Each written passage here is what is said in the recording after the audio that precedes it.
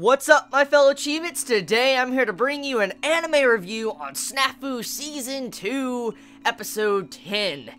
So, Ishiki, oh my, I did not expect to see what I saw in this episode. When she gets up to Hachiman's ear and she's like, take responsibility, I'm like, ooh! Okay, so I'm gonna say right now, it's very obvious, and since, the series is, I guess, a rom-com, even though I have said, and many of us have said, that this series definitely does not feel like a rom-com, still, it's a rom-com. It's in that genre, even though, like I said, doesn't feel like it.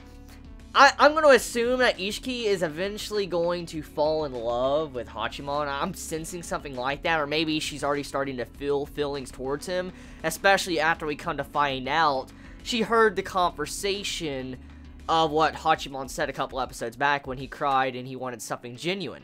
I mean, I had my suspicions about it, about how Ishiki probably heard him because she was right there when he exited out the door, and she says like, oh, you can know it that way and stuff, and I'm like, okay.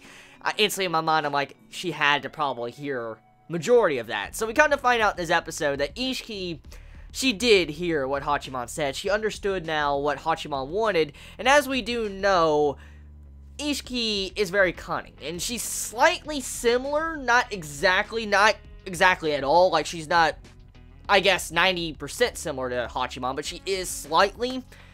She kind of understood how Hachiman was when he said I wanted something genuine, and then she comes around and says, like, she wanted something genuine also, and so you see how she kind of understands Hachiman in this episode, or the past couple episodes she started to understand him, and that explains kind of why her attitude has been a little bit different compared to how she was in the past. Even though she still has the same persona about her, she seems a little bit more open to Hachiman than she was, and I personally respect that quite a bit. And in this episode, I like the steps that Ishiki as a character, even as a person, took to try to better herself, to where they took charge in the meeting to where she can get shit done, or shit can get done to where stuff can happen, because she didn't want to attach her name to a joke if something very bad happened after, this meeting happened and they started the special for Christmas, and people saw it and they're like, oh, that was a joke of a, party for Christmas, and, Ishiki didn't want her name tagged to something like that.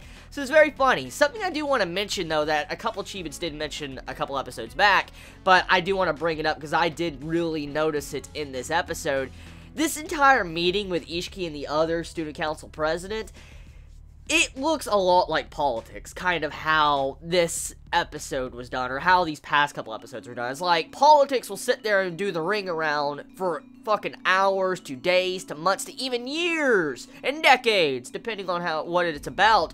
Politics will sit there and do the ring around constantly, and shit will not get done. And I felt like the way this was done in this little arc with the student council presidents meeting and talking with each other, I felt like it was more of a jab towards politics, or trying to showcase what politics are kind of about, how people just bitch talk, or try to make sure both sides understand both sides, and, want to agree on both sides. That's kind of what this was, slightly, and how politics are done in some ways. And so I like that. I like how Snafu kind of did something that was kind of similar to how politics are handled in everyday life. Now, the student council dude with the hands, oh my god. He's like,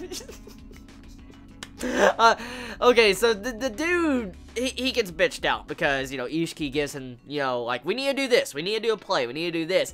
And in the middle of the play, you just see this dude with a headset on and all that, he's like, the dude is just, oh my god, that's just too fucking good. But what was really funny is after Ishiki went all in and she was saying, we're doing a fucking play, the dude gets pissed and you just see him blowing his hair up and he's like, he's like so mad, and he's salty, just straight up salty. That student council president was salty. Fucking hilarious. Oh my god, I want to miss that dude. I straight up gonna miss Mr. Hands. I'm gonna miss him.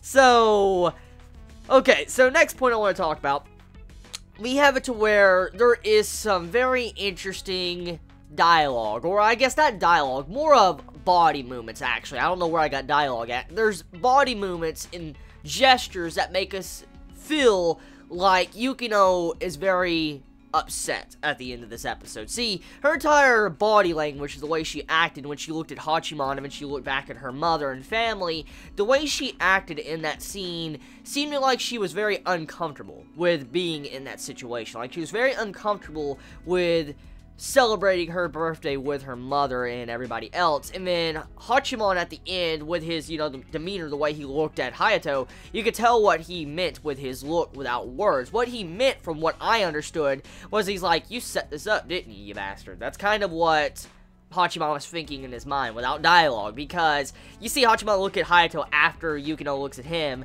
and you kind of start keying in something is going on here between the mother and Yukino.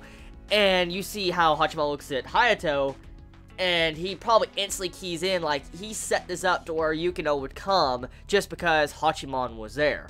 And so, to get Yukino there to celebrate her birthday with the mother, or meet with her mother, or whatever. And so, we come to find out kind of why Hayato said at the beginning of this episode, in the past couple episodes, that he's not really that nice of a guy. He's not nice of a guy. He just sat there and manipulated Hachiman and Yukino, or manipulated Hachiman to get Yukino there. That's kind of what Hayato did.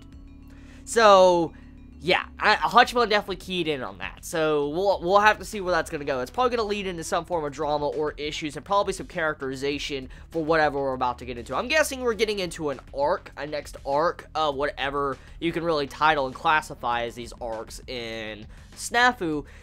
But Yukino is having her birthday coming up. They're celebrating with a party, and she obviously does not like that at all. She does not. She does not like that at all. And yeah, I mean, besides that, you also have it to where Yui, oh my god, I love her. I love her so much. Dude, just seeing, every time I see them shopping together, and they're doing their own little shit together, like Hachiman and her, fuck, I ship it. Oh my god, dude, it's so great. So yeah, I mean, episode of Snafu this week, very, very, very, very, very solid episode. Like, I think this was a very enjoyable episode. Once again, I don't really have any complaints, which is very good, because, I mean, if I don't complain, that means I had a lot of entertainment. Of course, there is some issues. I mean, there is some animation issues, which I didn't notice, but besides that, it's fine. So tell me your thoughts in the comments below. You all have a wonderful day or night wherever you live. Please be safe.